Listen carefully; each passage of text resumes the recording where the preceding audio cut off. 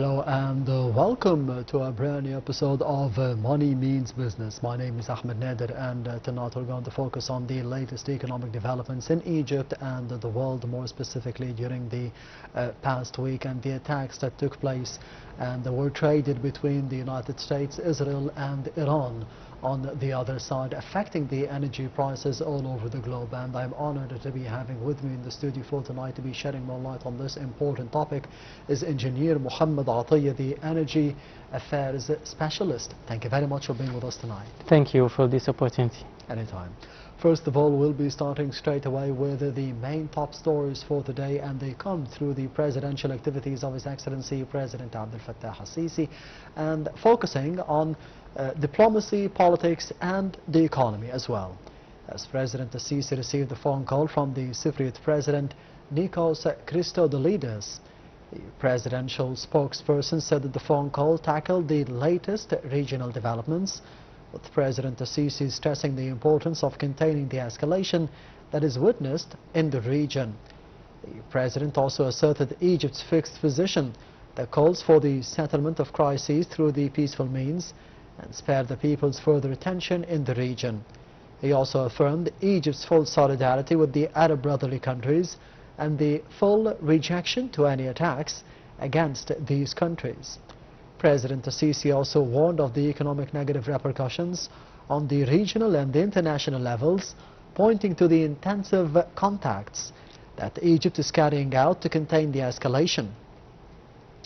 For his part, the presidential spokesperson said that the Cypriot president hailed the Egyptian efforts to contain the escalation, underscoring the country's keenness on continuing those consultations with Egypt and the exchange of views on the regional escalation and means of de-escalation. The phone call also tackled the means of boosting cooperation between Egypt and Cyprus, and between Egypt and the European Union in the fields of energy, trade and investment.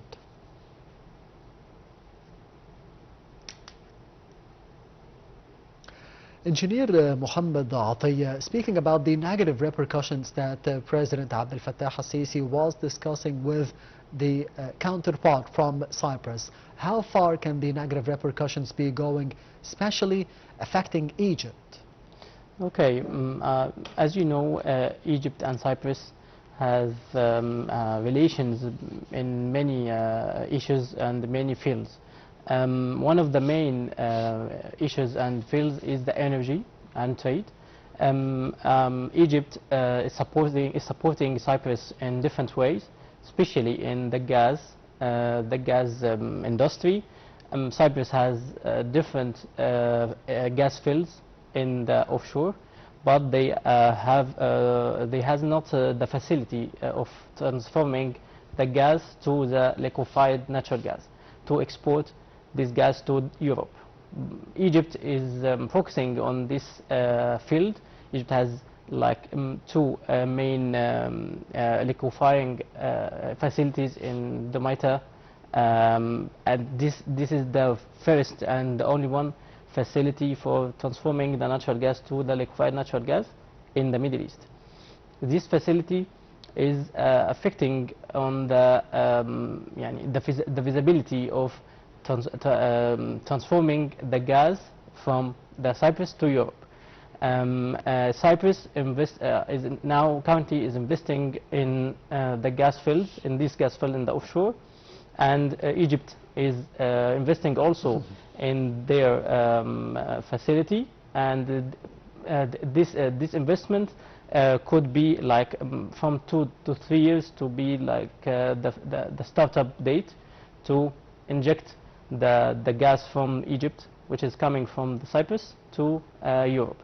But what is the new factor? The new factor is the escalations in the Middle East and the war between Iran and US and Israel.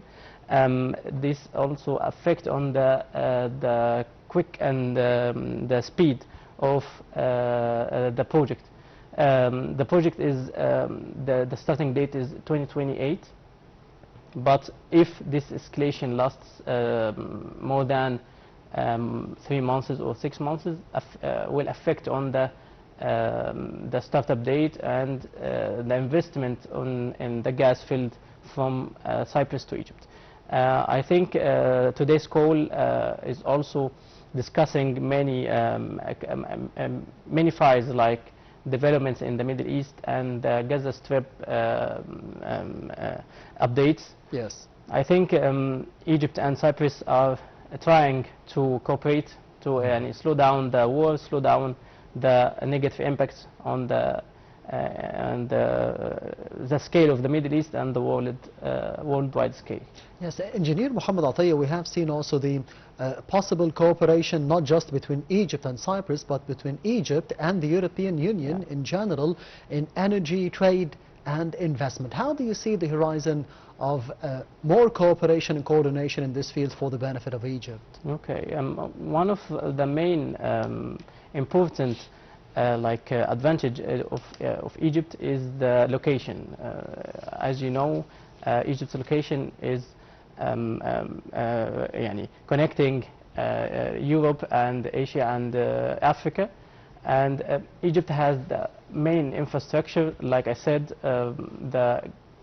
even if the new gasification facility, which has rented through the last year to secure the energy in Egypt, but also we have, like I said, the liquefaction facility. This infrastructure, one of the main important factors in the gas and energy industry through Europe and Egypt, but also the stability of Egypt currently during the escalations in the neighborhood countries beside Egypt, around Egypt. This get extra benefit for Egypt to give stable and sustainable energy source to Europe. Yes, on another front and still with the top stories for today, Prime Minister Dr. Mustafa Madbouli began an inspection tour in the Governorate of Suez, visiting the Summit, the petroleum port, to review the LNG regasification procedures at the port's marine berth. He also inspected the Attya grain silo storage facility. Madbouli was accompanied by the Minister of Petroleum and the Mineral Resources Karim Barawi and the Minister of Supply and Internal Trade Sharif Farouk, as well as the Governor of Suez Hani Rashid. The Prime Minister said that the tour aims at ensuring the readiness to secure the gas supplies for the electricity sector and strengthen the strategic reserves of the essential food commodities amid ongoing regional tensions and the economic repercussions. He added that these efforts align with the directives of President Abdel Fattah al-Sisi to maintain the safe strategic reserves of the petroleum products, ensure the adequate gas supplies for the electricity and the production sectors, and continue supporting energy projects as part of safeguarding the national energy and food security. During his tour of Summit petroleum port in Ain Sokhna, the Premier inspected the petroleum products and the liquefied natural gas, the LNG, handling and the storage terminal. The port's 3-kilometer marine jetty includes 3 berths capable of receiving major petroleum tankers and the LNG vessels. During the tour, the Prime Minister boarded the regasification unit to observe the LNG regasification process aboard the vessel at the port.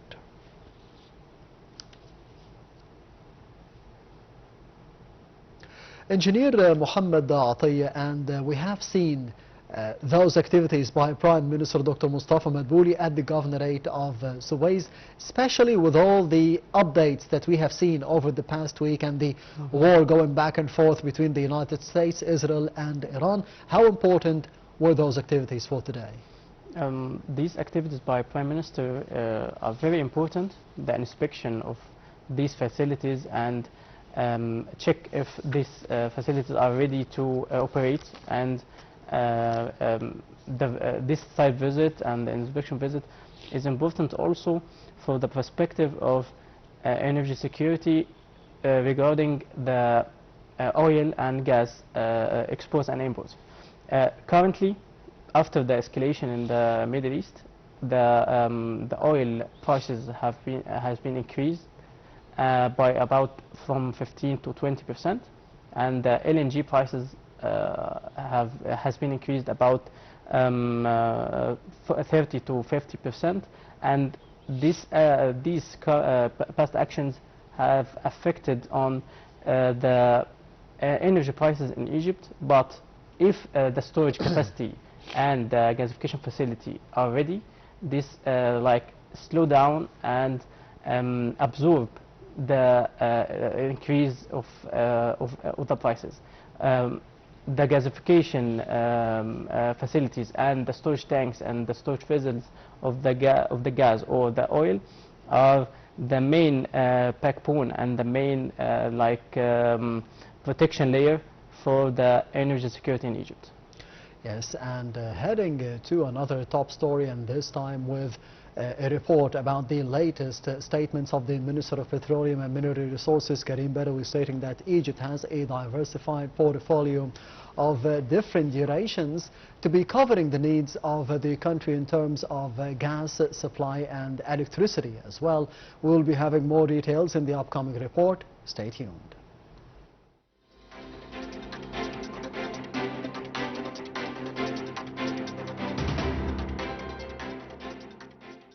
Minister of Petroleum and Mineral Resources Karim Badawi said that Egypt has a diversified portfolio of gas supply contracts with different durations, strengthening its ability to secure energy in both the short and long term, amid rising regional tensions and concerns over possible supply disruptions linked to the ongoing US-Israeli war with Iran. Badawi made the remarks during a press conference held by the cabinet this week at its headquarters in the new capital. The minister emphasized that the government is committed to meeting the energy needs of all sectors and is closely monitoring supplies to ensure uninterrupted delivery to key industrial and service activities. He said their diversified contracting structure ensures stable and reliable energy supplies to vital sectors, even amid external challenges.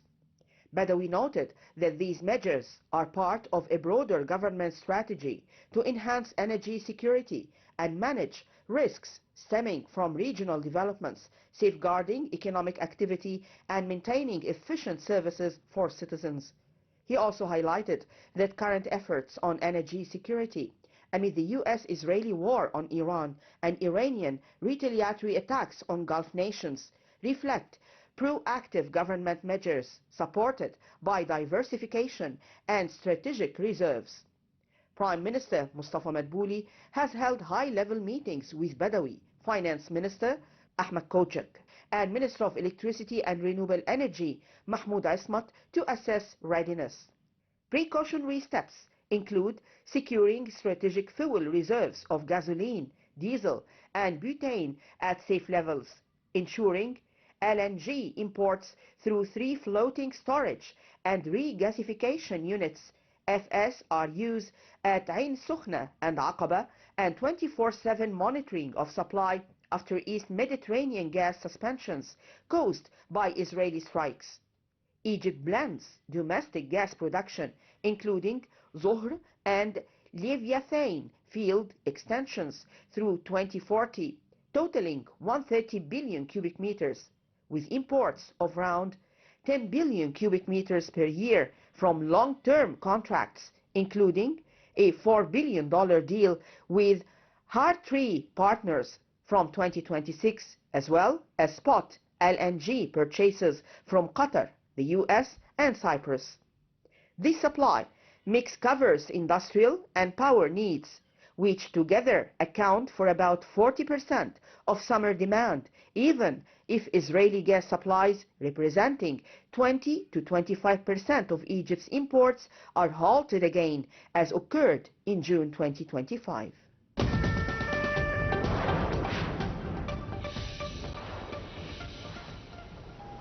Welcome back. You're still watching Money Means Business. Engineer Mohamed Attya, we have seen the directives by His Excellency President Abdel Fattah al-Sisi for Prime Minister Dr. Mustafa Madbouli and the government in general to be dealing with the latest updates in the region in terms of the needs of the Egyptian people, of commodities and of course the gas and the fuel supply in the upcoming months and quite possibly a year. How did you see the reaction of the government towards the recent updates and the war going on in the Middle East? I think the reactions are very dynamic. Even if the disruption in the Middle East and the change in prices, and there is an important note that the gas which is coming from the East pipeline is stopping, but currently no one in Egypt feels that.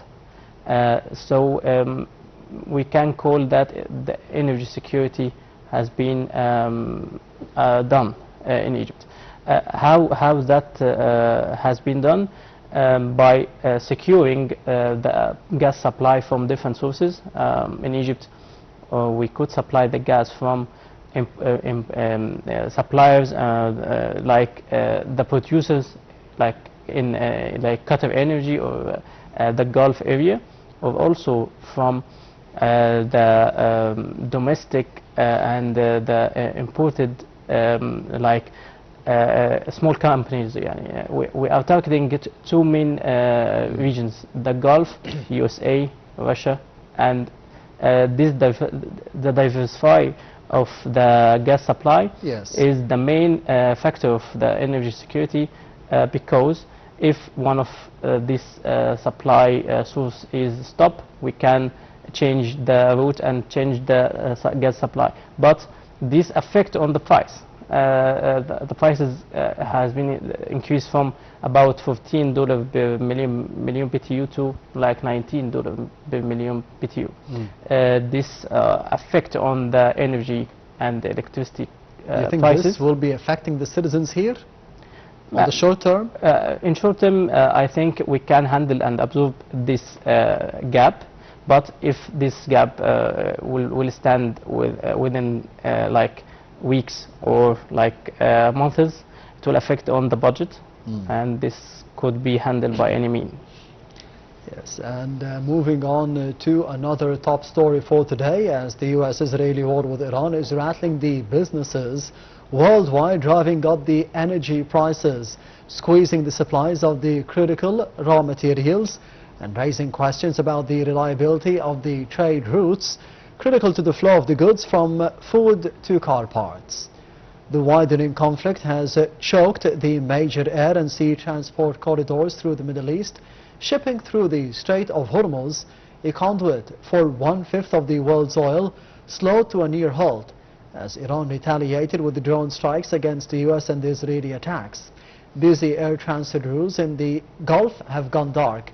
Soaring oil and gas prices have pushed up the cost for the companies, threatening the margins, and raised the specter for the policymakers and the investors of a fresh bout of inflation. The disruption to sea freight affected the specialized industrial inputs like sulfur and led major aluminium producers to invoke the force majeure clauses. Qatari smelter Qatulum began shutting down the operations this week, while the aluminium Bahrain said that it had halted the shipments and declared force majeure because it could not move the metal through the Strait of Hormuz. The Gulf region accounts for about 8% of the global supply of aluminium. South Korean officials warned that the prolonged conflict could disrupt the supplies of the key semiconductor manufacturing materials sourced from the Middle East, including helium, which is essential for the chip production and has no viable substitute. Engineer Mohamed Attya, one important aspect of this war is the raw materials as well. It's not just about the commodities of the flow of oil between the Strait of Hormuz and of course from one part of the planet to the other planet. It could be affecting even the raw materials of every component that we have. Yeah, as you said, about 20% of oil passing through this strait.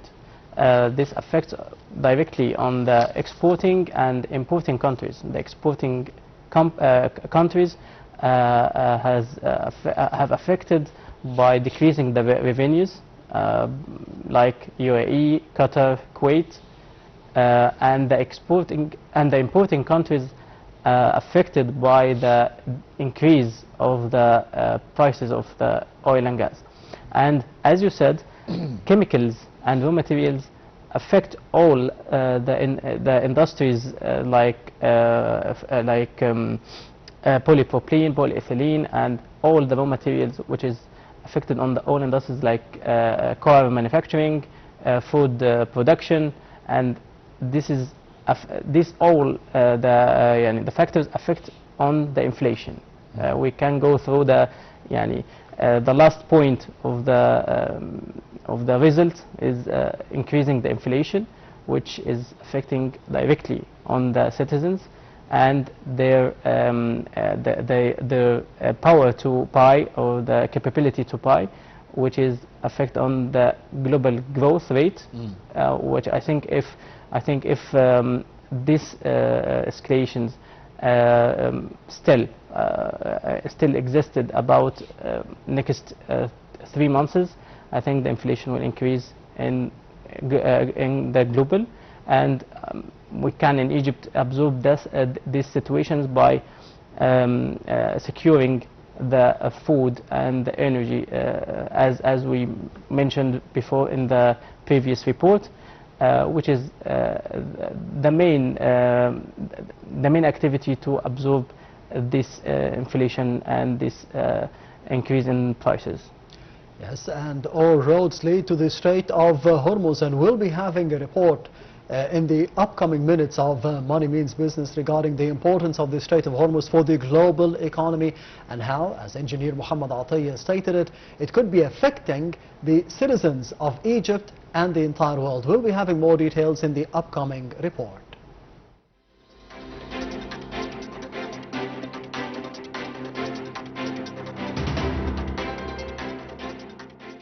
The Strait of Hormuz is one of the world's most critical energy choke points, linking the Persian Gulf to the Arabian Sea. Roughly 1/5 of globally traded oil, around 18 to 20 million barrels per day, passes through the narrow waterway, along with significant volumes of liquefied natural gas. Major Gulf producers, including Saudi Arabia, Iraq, the United Arab Emirates, Kuwait, and Iran, rely heavily on the route to export crude to Asia and Europe. Because of this concentration of supply, even a temporary disruption to traffic through Hormuz can trigger sharp price volatility, higher shipping insurance costs, and tighter global energy markets. Alternative pipeline routes exist, but cannot fully offset the volumes normally shipped by tanker. Tensions have escalated in recent days following US and Israeli strikes on Iranian targets, prompting Iranian threats against maritime traffic and raising fears of a broader regional confrontation. Shipping companies have reported heightened security risks in Gulf waters, while oil markets have responded with price spikes amid concerns of a possible supply disruption. Analysts warn that any sustained closure or effective blockage of Hormuz would significantly restrict global oil flows, push prices higher, and add inflationary pressure worldwide, with knock-on effects for trade routes.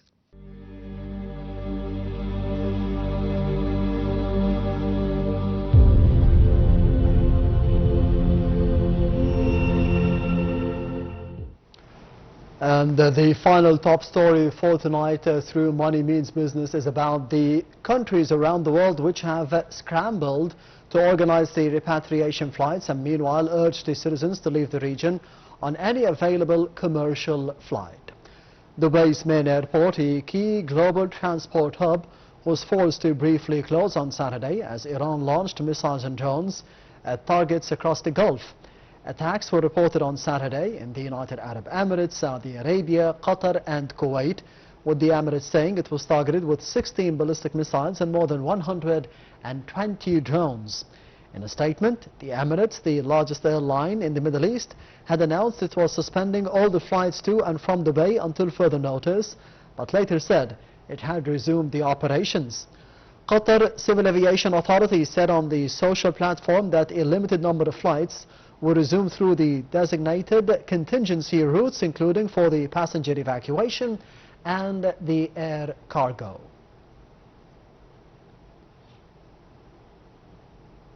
Finally, regarding this part of the episode for tonight, Engineer Mohamed Attya, how can Egypt Air and the Suez Canal make the best of the current circumstances that are happening in the region? Okay, I think Egypt Air is facing several challenges during this story. Jet fuel is increasing about 20%, which affect on the flight prices. And the flight prices not only affect on the passenger ticket price, but also affect on the freight and the goods transportation. Yes. I think Egypt Air is reviewing its plan and its prices plan for the dual services in case of the jet fuel continue to rise. But in the following month, I think all the air flight companies will arrange an average prices for all the flights. But on the other hand, the Suez Canal, I think there is emergency plan for this kind of events, and we have trade and handle this kind of events before. You think the circumstances will be affecting negatively or positively the revenues of the Suez Canal this year? I think negatively. Negatively as well. Negatively, yeah. Because from the history, all these events around us are affecting on the Suez Canal negatively. The only thing is the gas exporting and importing. When we have a surplus in gas, we have an extra benefit in selling this gas to Europe. But now we are the opposite. We are importing the gas from Europe and US. So all the circumstances are negative have negative impact for Egypt. Yes, Engineer Mohamed. Unfortunately. Of course. We will be having a quick break. Stay tuned.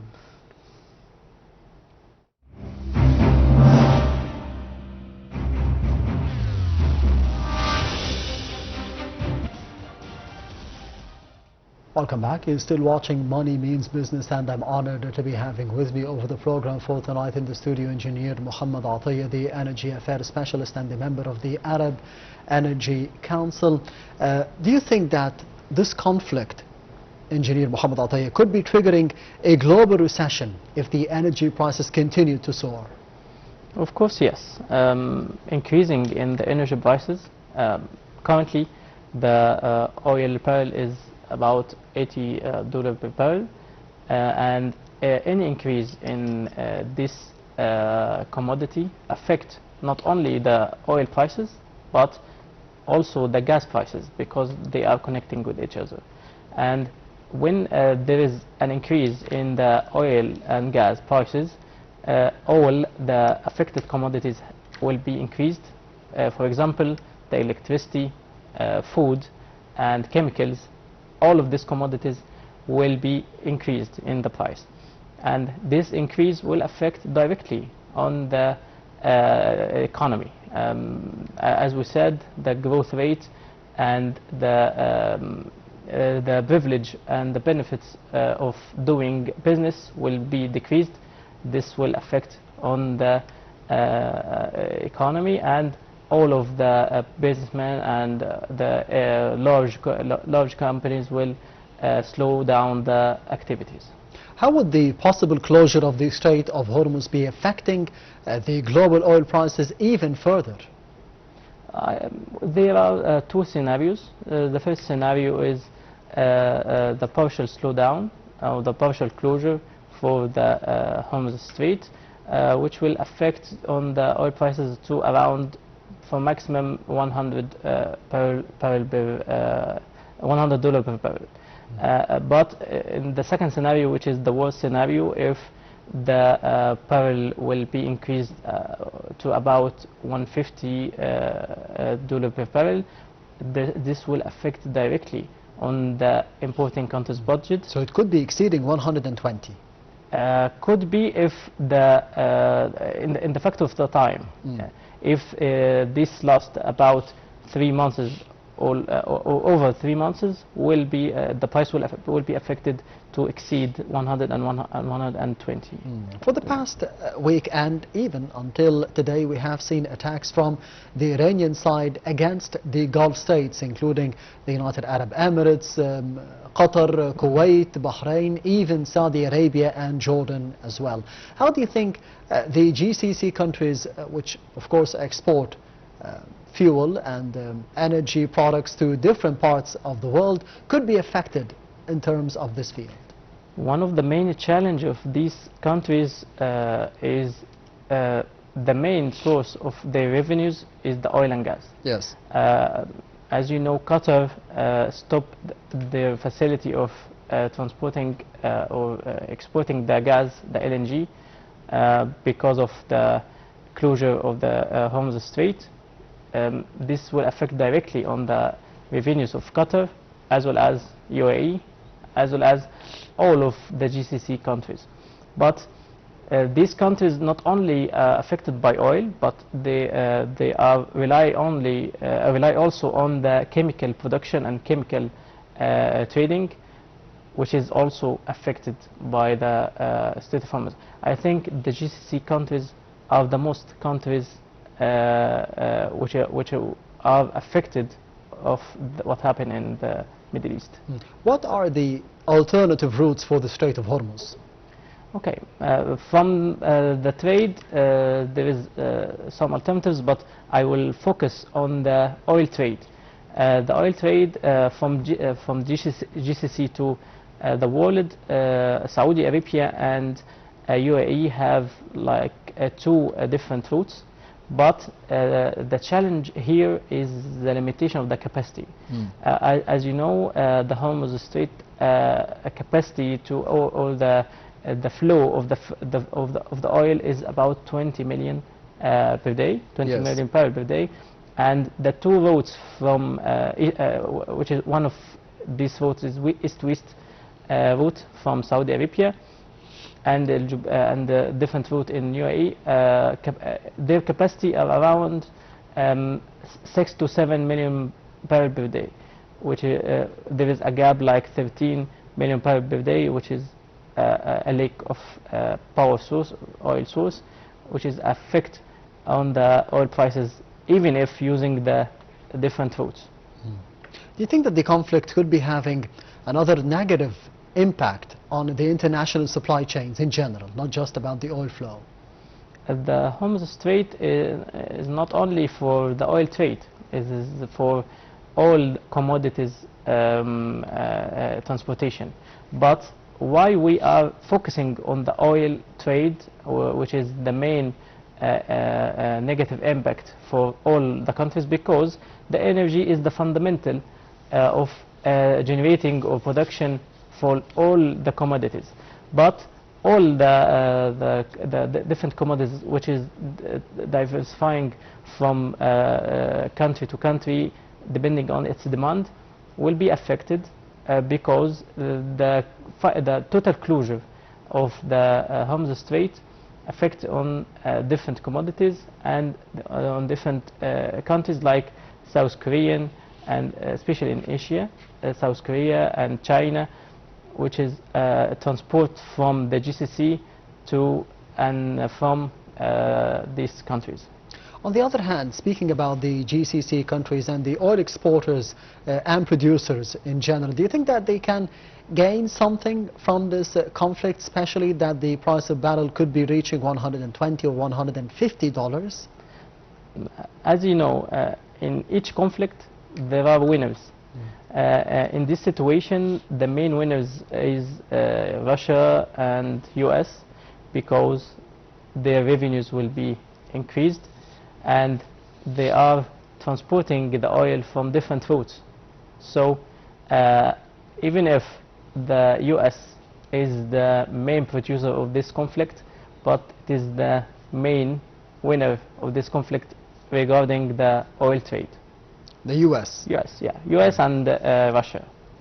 Russia as well? Yeah. Because we have seen yesterday that the United States has lifted some economic sanctions against Russia to be transporting or to be exporting oil or petroleum products to India.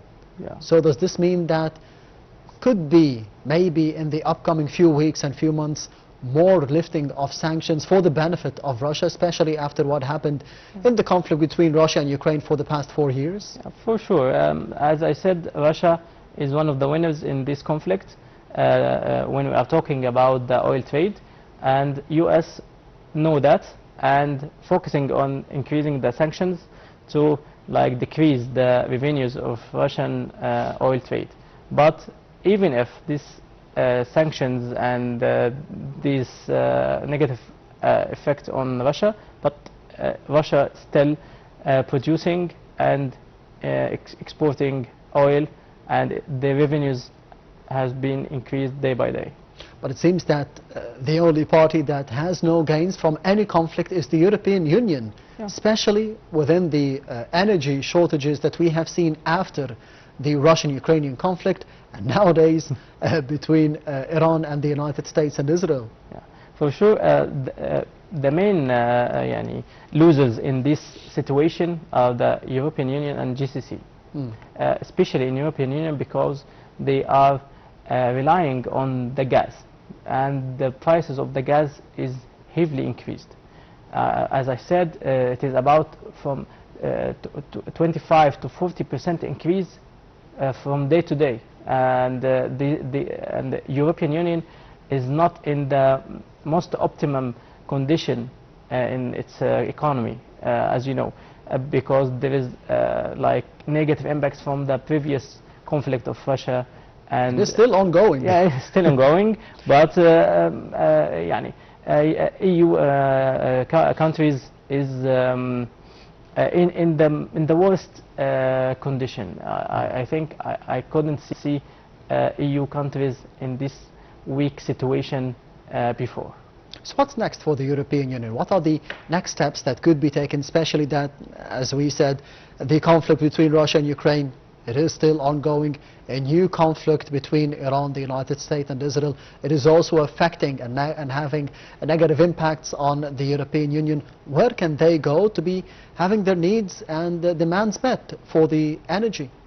I think the only way to end this situation is to end the conflict between Russia and Ukraine. All the other solutions will not affect positively on the EU countries' situations. So I think all of these situations push all the European Union countries to stop the war with Russia, or stop the conflict with Russia and Ukraine, and go for the peace with these two countries to avoid the extra negative impacts on the economy of EU.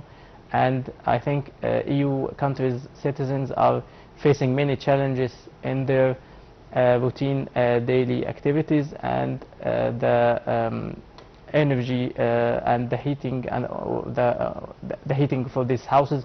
I think EU will see next winter in harder way.